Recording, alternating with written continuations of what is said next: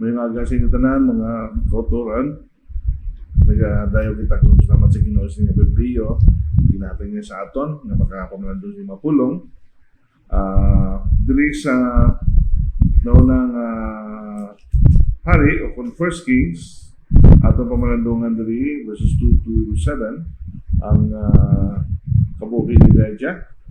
Pang nagkakigo siguro nga basahon na rin natin ining pila ka bersikulo kasi din.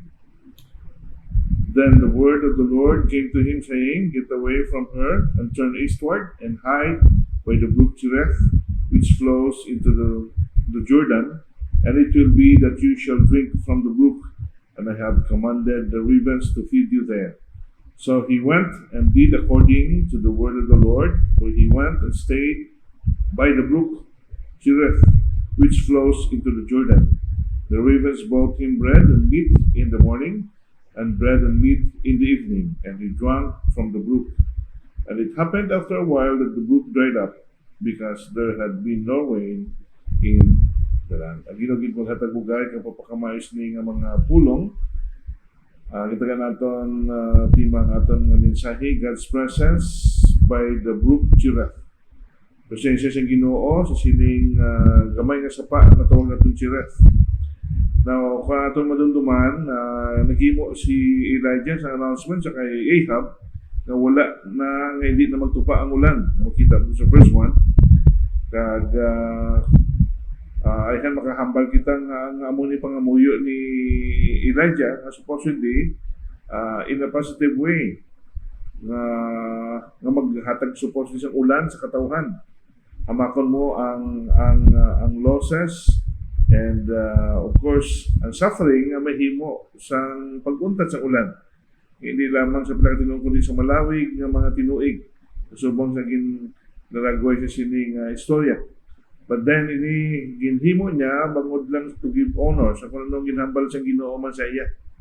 Kag of course amuning mga butang nga nagkahinabo kag ato madiskubrihan as the Lord leads him sa sining sapa wherein he could refresh himself, recover, and do the work of the Lord again. Now, kung nga tago siya diri for the time being sa may kung pakato siya diri sa Cherith, sa brook Cherith, ang purpose ng Ginoo is among pagbantay sa iya sa kung ano mga interaction sa iyang ginhatag announcement sa hari. Kag pagkatapos naman kung ano ang preparation nga mahimo niya sa pag-alagad pa dayon sa Ginoo. Kasi sini maglaragway sa iyang dependence, ang bugos ng pagsalig sa iya, ang pag-angkon sa mga kinaiyang mga presensiyahon, kag mga pinubuson, sa tunga sang mga butang na hinabo siya kabuhi, sa gumuntang, kakabudlayan na hinabo siya kabuhi. So of course, after the third thing nga makita mo dali, kung nga ang tago siya kagindi siya Ginoo, kasi ning sapa, a good man, mag-spare siya iya, sa tilion, sa spiritual apostasy, nga ang Ginoo naghatag sa pagbantay, kapag tipig, sa pila, sa iya makanaka, nga nagtindog for their faith and their love for the Lord Jehovah God. Now, sa makita natin diri ang verse 2, makita natin diri the voice that he heard. Ang tingog nga iya nabatian. Kag hindi nga tingog when siyang diwan kundi tingog siyang Ginoo na nagpakigambal sa iya. Kag ini nang naghatag sang athag kag detalyadong instruction sa iya na dapat niya paghimuon in order for him nga maka-angkon siya sang kaligon kag kusog sa pagkatubong sang challenges siya pagkabuhi sa dason na magkaygunan nga i-launch siya sang Ginoo. Kag of course makita naton dira no kung isa ka tawo bla just opened enough and sensitive sa Ginoo, ang Ginoo gid maghahatag sa intervention kag pagkigahambal sa iya kabuhi, sa iya tibusoon sa mga butang nga gusto sa Ginoo may nabuo sa iya. nga magalit siya iya sa tawag naton kalinong sa dibusoon sa tunga sa circumstansya kag mga butang unforeseen and beyond sa iyang control. Wala mo dira makita natin diri ang promise ng Ginoo nga iyang gibaton. Verse 4. Kag ano ini nga promise? Ini siya nga promise was so certain siya it shall be, no? Ang mentioned dira sa verse 4. Yeah, it will be that you shall drink from the brook, and I have commanded the ravens to feed you there. So, ang promise ng Ginoo may certainty. Wala siya naghatag sa promise nga somewhat a mere wishful thinking only. Kundi may ara siya yung substance, may unod siya. Kag may ara siya sang fulfillment nga mahimo sa kabuhian sa tao. Kasumong sa kinahambal diri how he will provide the basic need sa pagkaon ni Elijah at this point of time. And it was also sufficient. Ang supply sa Ginoo, makita mo very sufficient tungod kay wala gin-miss out ang paghatag sa Ginoo sa kinahanglanon niya 3 times a day. Nga ginahatag ini, gina-offer sa iya ini nga pagkaon. So makita mo dira no, ang Ginoo sa tunga sa mga gumuntang kinawad-on, and even sa karong panahon sa pandemya, He was so sufficient enough sa pag-provide sa atong kinahanglanon. At times more than enough, no? Sa pag-provide sa atong kinahanglanon. Kaya dali na makita ta kung paano ang Ginoo naghatag sa iyang sustaining grace and mercy sa pagkakupanin sa aton every step of the way. So the same manner, makita natin dali man sa kabuhi ni Elijah, it was so sufficient. Ang supply sa kinahanglanon niya the forms ng bread and meat nga gina-deliver sa uwak sa iya, o sa riven sa iya. But also, it was conditional, singa that God says, if you will, I will. Okay? So, ang importance na makita natin sa verse 4, singa, if you want the water and the food, you must go there. Singa, gusto mo makangkos ng pagkaon, kasumong mas ang tubig, dapat makanto ka dito sa sining akon gin-recommend nga lugar nga kantoan nimo. Minito sa sining sapa nga Chirath. So, makita natin diri no na this is the place of God's provision. Kag kabubuton si Ginoo nga magamit sa iya kinahanglanon once nga siya will follow after sa ginsugo sa Ginoo sa iya nga pagpadulungan nga which is this place, the brook Chirath. So, the promise that he had received.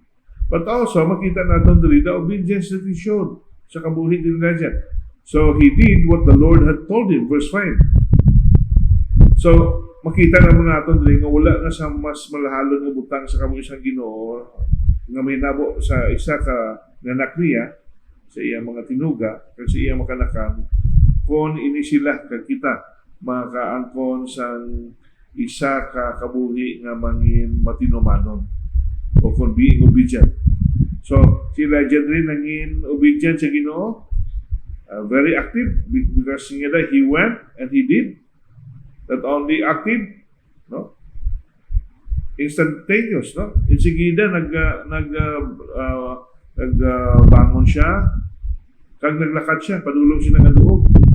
Kag kumplito kasi nga according to the word of the Lord. Meaning wala siya naghatag sa second thought sa kung ano ang mangin mabdan niya dito kung tuod gin man ni kag may gin man sa mga possibility sa pagkaon kung ma-provide ng Ginoo sa sini. Ang isa pa kabagay makita natin do it's not only active, instant, complete, but also unquestioning. Wala sang record diri nga gin-question niya ang Ginoo nga ang ravens gid be Ginoo ang imong ginagamit nga mga pispis. Kadamo pa man sa mga pispis nga mas tindlo pag sa uwak nga uwakid abi. But then wala ini naglabuot nga palangkutanon o kung either complain sa panahona o kung sa ginhambal man mismo ni Elijah sa sining nga tilion. So he fully obeyed the Lord sa sining paglaragway sa sining versikulo 5 on verse 5. His obedience o kung the obedience that He showed. Now, the fourth thing na makita natin diri, ang supply nga iyang enjoy gid, ang iyang kawilihan o kung pasalamatan sa Ginoo, the supply that He enjoyed. Verse 4, the source of course was God Himself. So makita mo ang Ginoo sa tunga sa sining kabudlayan sa iya sovereignty, nahimuan niya sa pamamaagi na maprovidean ang kinanglanon sa iyang propeta, amo si Elijah. Because He's the one who controls nature. Kung just akaman sa uwak, pwede niya mahimo na nga maghatag sa pagkaon or any animal, any fowls of the air. Kung gusto siyang ginuhimuon nila, pwede niya ginimuon. Because He is sovereign. He is in full control of all nature. So the source was God Himself. So ang method, makita natin diri, was miraculous. Kaya nga, ang sapa keep running sa inya tubig, o isa pa yan nga may daw. Kag ang ravens diri, nga daw an errand boy, among ginapadalaan sa Ginoo, siya pagkaon, sige man pag-supply. So, paano, no? Kung amako muna, ang iba naga-supplier na yan sa kagutom, sa scarcity, sa tubig, tungkol man wala sa ulan, pero ining sapa, dayon nga nagailig ang tubig nga sa diin ng mapuslanon kag among source sang tubig ilim non ni Elijah during sa sining tinion sang famine kag crisis nga ilang ekspansyahan. So the method was miraculous. Ano pag inbutang makita natin dali nga mga peculiarities it's nag-revolve sa gahom kag papaninguha o kung pag-intervene sa Ginoo sa kabuhi niya. The regularity was consistent. Ano ini? Morning and evening without fail. Amakol mo na kung paano Ginoo provide siya kang nanon aga udto gabi. In the same manner man kung paano man Ginoo nag-sustain man sa ato. In a real sense, aga udto gabi nga wala man na miss out so far ang aton mga pagkaon sa aton mga lamisa. May mga tinion pag isa nag-snack tayo pa man gani kita, no? Although in some cases may mga limitation kag isa tungod sa kakulangon kag pag budget na all throughout the week, pwede nga mahimutan lang twice a meal a day or once perhaps. Pero makita tabla tungod sa bugay kakayo sa Ginoo, natigayon nga mihmunaan gid ang tatlo gid ka kinanglanon nga pagkaon sa kada adlaw tanan sa tungod tinion sa kabuhi ni Elijah. So the regularity was consistent. Ano pag itong makita natin diri? The variety showed God's grace. Kaya nga, bread and meat. Tinapay kag karni. No? So may variety. Kag kabunga ng isang bugay si Ginoong ginahatag niya. So, sa tunga sa ginawa doon, makita natin dira ang bugay sa Ginoo sa paghatag sa kinanglanon o sa payan sang kapiot sang sitwasyon kag scarcity sang food no during that time tungod sang crisis kag sang famine nga nagluntad. But much more nga the sufficiency, there was enough until God's purpose was fulfilled. Sufficient enough. Amo na nga bugay sa Ginoo, di natin ma-measure up. Kung di talang masiling ati, basi amo lang ni Guro, kutob sa sini. But once kung ang Ginoo ya, maghimo iya sa iya pamaagi, kapag himo sa paghatag, there's always sufficiency. No? So there was enough until God's purpose was fulfilled. Now, ang isang kabagay makita natin diri is the testing that he experienced. Ang pagtilaw na in-experiensyahan sa verse 7, may phrase lagi hambala, sometime later, it means literally at the end of days. That is when God's purpose has been fulfilled, the brook dried up. So, sa tinion nga natapos ng katuyuan sa Ginoo, naguntat naman niya sa pag-ilig, sa paghatag sang tubi ang ining sapa nga chiref sa kay Elijah. So, masin kanti ano na lang ni? Ano himuon naton diri? Iba siguro magkarang-karang ka mapaling tungod sa nga muso sining nainabo.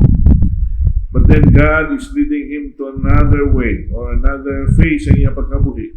Wherein makita niya ang the unfolding hand of God that really tremendously works in his midst. So sining testing, no? Ngayon is siya handling. Makita natin, he is leading us on. Meaning, he is working to a program sa imo kabuhi at sa kabuhi ko man. Ang Ginoo nakabalo sa mga contingency. Di siya kita very particular kita sa nga aton mga plano, plan A, plan B, plan C. Na kung hindi mag-work out, then we have some reservation. Kaya ala kita abutang nga himuon after which ang Ginoo niya is very advanced because He knows everything of the past, of the present, and of the future. So He's the one leading us on a rightful decision as long as willing enough sa pagtuman kapag sunod sa iya. So He is leading us on, and then He wants us to have a sympathy for others. So Elijah must feel for the people who were standing as well. Ini nga butang amuman ang matilawan kadispensahan sa iba, hindi lamang siya nga nag-antos man during that time. Okay? So he wants us to have sympathy for others. Kung ikaw nakita mo ang iban na may kasubong sini, ano imo palatsakon? Ano ang iyara sa imo tipusoon? May arabla ikaw sa tipusoon sa pag-extend sa any help or whatever, kabutang gusto nimo ipalabot sa ila. So, this is the thing na makita natin. He wants us to have sympathy for others. But of course, He wants us to trust Him. This is why He allows the brook to dry up so that we shall find our all in Him and lean not on His gifts and provisions, but on Himself alone. Ang atong tanan lang sa pagkabuhita o sa Ginoo kag abyan, nagadepende lang gid sa Ginoo kay hindi sa atong lingon nga kusog in our own resources, in our own connections, or whatever. Kung sino na sarang natin nga matap, kag maging pwede natin nga salaligan, kag pangayuan sa bulig sang sa Ginoo. So, Achireth, it means cut off or cut down or separation. Kag isa ko may kasubong sa sitwasyon niya lang kita, ang Ginoo sa gihapon willing enough that has the eye nga magandala sa aton on the right path sa gihapon. Kaya hindi niya kita ipabilin sa sina ng sitwasyon. In fact, makita nyo after sa Brook Cherith, makita mo nagsalo sa iya is the widow, no? At Sariphat nga mo ang nag-continue sa support pag-met sa need ni Elijah. So, these are the things na nakita natin sa sining adlaw, dearly beloved. God's presence at Brook Cherith. Ang presensya sa Ginoo sa Brook Cherith naging isa ka dako, talupang doon, kag halandumon nga butang, kag isa ka butang nga nakita ni Elijah na matutuon nga Diyos siya, nakaupod niya. Ang Diyos na wala nagabiya or either nagkapatambaya man sa iya. Kabay ini nga mga kamaturan, kagpatulunan, maging bahin sa kapakamayo sa aton, sa sining adlaw, magapangamoy kita Ginoo, nagatugyan kami sining nga mga kamaturan. Puta ini mangin dako nga pagpatulupangol sa amon sa imo bugay kag gahom. Kag sa imo Ginoo padayon nga ginahimo sa kabuhi namon in a special way. Salamat nga ikaw naga-realize naga-recognize sa amon sa individual. Kag ikaw yung may personal touch sa pag-deal sa amon subong imo nga makanakan. Uligi kami na magsalig sa imo simbugos na magkilala Ginoo sa imo kagamhanan. Kani ka mapakamoy sa tastansa kabahin sa sining adlaw nga nagpamalandong sa 50 nimo. Ang tanan ni Ginoo amon nga ginapo, nga tugyan sa ngalan sa amon Lord Kristo Jesus. Amen.